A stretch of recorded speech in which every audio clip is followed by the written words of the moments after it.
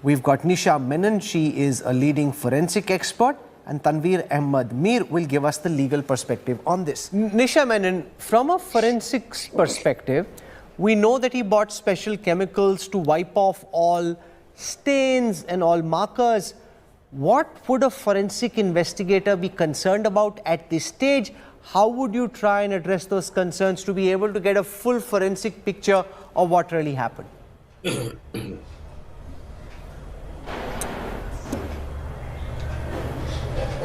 Nisha? Yes, sorry, Rahul, I got disconnected. Can you just repeat the question? I'm saying, given the fact that the police is revealing that he went and bought special chemicals to be able to remove all forensic evidence, as a forensic investigator, what would be your key concerns at this moment and how would you try and address them? See, basically, looking into this particular case, this is a typical case where the incident has actually happened 6 months before, and the entire incident has been discovered after 6 months. So the traces, the evidences are purely circumstantial.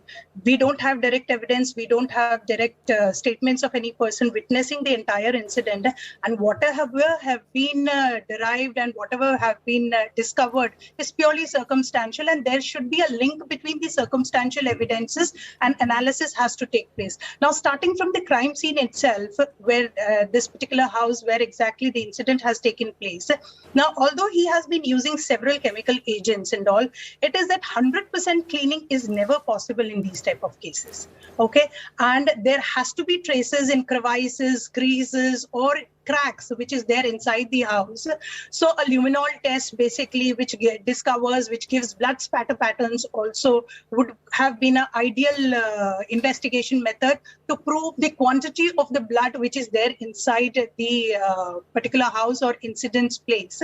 Secondly is, I would say that the weapon which has been used, which he claims that he has used, a razor saw, has not been discovered. Now we have like approximately 10 to 13 pieces of human remains or bones which have been discovered from these places, which definitely at one part has been sent for analysis, DNA analysis. Simultaneously, that bones can be studied extensively, the edges of the bones, if a saw has been used, so definitely that would leave trace. Anything which is a clean cut or a saw cut will have its own set of individuality or impression towards the edges of the bones. So somewhat by analyzing those bones, it can be related that this particular weapon which he is claiming has been used or not can be corroborated with the type of weapon.